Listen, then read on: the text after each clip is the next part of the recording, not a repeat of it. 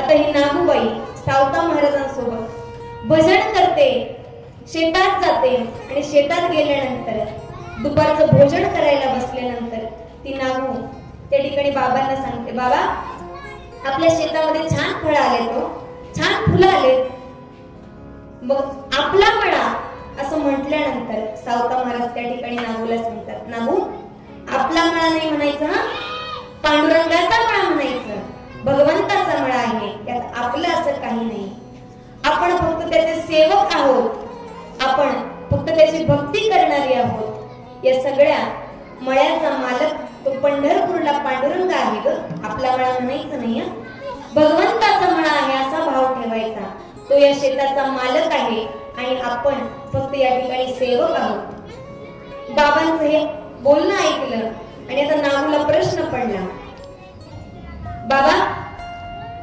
तो पांडुरंग परमात्मा आपल्या शेताचा मालक आहे असं म्हणता, मग आपल्या शेताच्या मालकाला तुम्ही कधी या शेतातली फळं फुलं भाज्या पाठवता का? पाठवत असाल ना, मग आपल्या मालकाला तर हे सगळं पाठवत असाल तुम्ही। बाबा सांगतात, नागू आतापर्यंत नाही का कधी पाठवलं, आतापर्यंत हे सगळंच भगवंत आहे असं होतं ना, यात सगळ्यात भगवंत आहे, मग त्याला पाठवण्याचा असा कधी विचार नाही केला ग।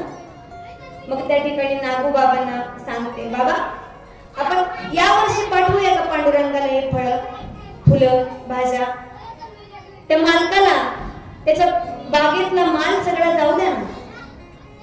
नागूचं हे बोलणं ऐकल्यानंतर सावता महाराज सांगतात, ठीक आहे तुझी इच्छा आहे ना, मग आपण हे सगळं भगवंताला देऊ, त्या पंढरपूरला पाठवू, पण आपण घेऊन जाऊ शकत नाही ना, आपण जर घेऊन गेलो तर या मळ्याची सेवा करायची राहील ग, या मळ्याला आपल्या पाठीमागे कोण बघणार आहे, आणि जर आपण हा मळा केला नाही, ही शेती केली नाही, हे कर्म सोडलं तर तो भगवंत आपल्यावरती रागवेल ना, मग आता कसं करायचं। मग त्या ठिकाणी वारकरी पंढरपूरला चाललेले आहेत, भजन करतात, चालत चालत विठ्ठलाचं नामस्मरण करतात। जय जय राम कृष्ण हरी, जय जय राम जय जय राम कृष्ण हरी, जय जय राम कृष्ण हरी, जय जय राम कृष्ण हरी, जय जय राम कृष्ण हरी, जय जय राम कृष्ण हरी, जय जय राम कृष्ण हरी, जय जय राम कृष्ण हरी,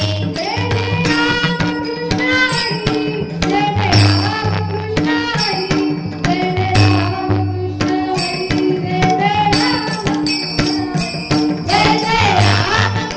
जय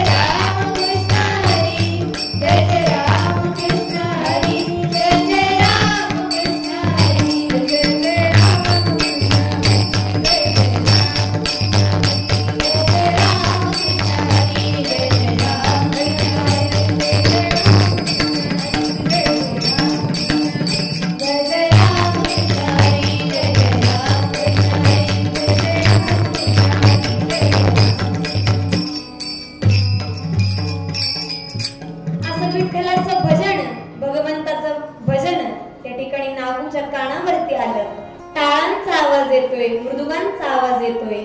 तर मग नागूने विचार केला, बाबा दिंडी चालली वाटतं पंढरपूरला।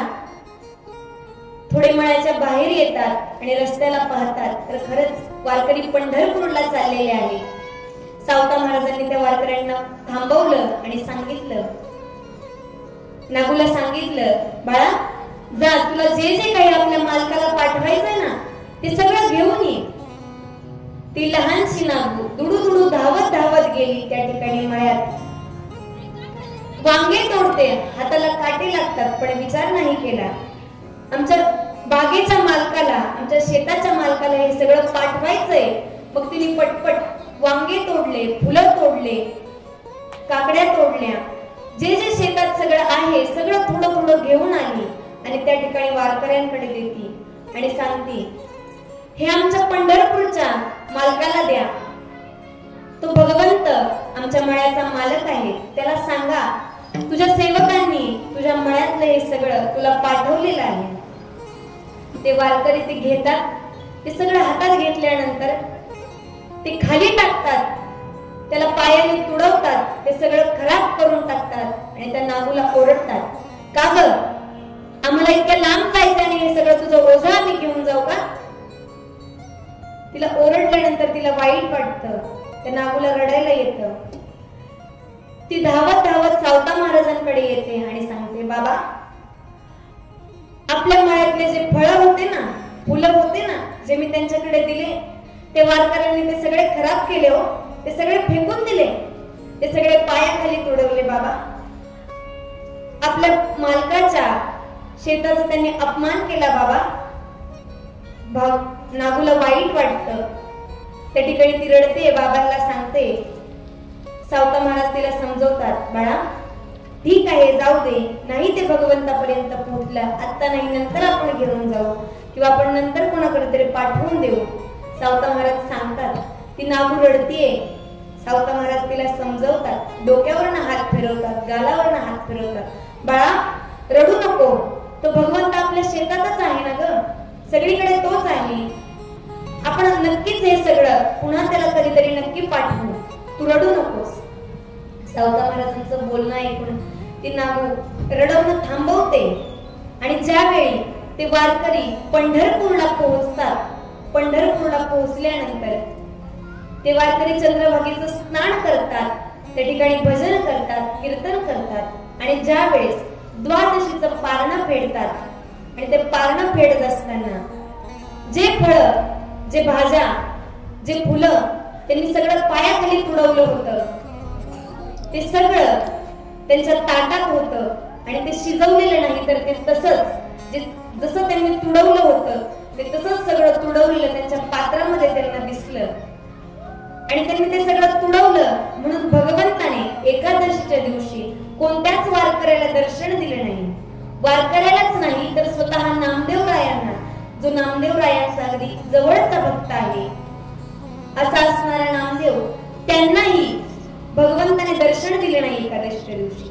मग द्वादशीला हे सगळं आपल्या पात्रात पाहून त्या लोकांना समजलं की आपण त्या ठिकाणी त्या नागूच्या फळांचं, फुलांचं, तिने सगळं जे भगवंताला पाठवलं होतं त्याचा अपमान केला आणि म्हणून भगवंताने आपल्याला दर्शनही दिले नाही आणि आपल्या पात्रात प्रसाद स्वरूप हे सगळं पडलेलं आहे. ते पुन्हा पंढरपूरवरून आरणला आले आणि आरणला आल्यानंतर सावता महाराजांना शरण जातात, त्यांची माफी मागतात. सावता महाराज आम्हाला माफ करा, आम्ही तुमच्या शेतातल्या भाज्यांचा, फळांचा अपमान केला, आमच्या मनात असा भाव होता आणि हे सगळं ओझं कसं घेऊन जायचं म्हणून आम्ही हे घेऊन गेलो नाही. पण त्या ठिकाणी गेल्यानंतर भगवंताने स्वतः आम्हाला दर्शनही दिलं नाही. ते सगळे लोक सावता महाराजांची माफी मागतात. सावता महाराजांचं अंतःकरण अगदी आभाळाप्रमाणे मोठं आणि मग सावता महाराज त्या सगळ्यांना माफ करून टाकतात. ठीक आहे, मग पुन्हा हे सगळं असं काही करणार नाही हे लक्षात येतं आणि मग सगळे वारकरी त्या ठिकाणावरून निघून जातात. नागूला आनंद होतो, जे आपण पाठवलं होतं ते जरी यांच्यापासून भगवंतापर्यंत नाही गेलं तरी माझा भाव त्या ठिकाणी भगवंतापर्यंत पोहोचलेला आहे. तिला आनंद झाला आणि मग नागू अशीच रोज आपल्या वडिलांसोबत, सावता महाराजांसोबत शेतात काम करू लागते, भजन करू लागते, त्या ठिकाणी विठ्ठलाचं सेवा करते, आपल्या शेताची सेवा करते. असा दिनक्रम त्यांचा चालू आहे.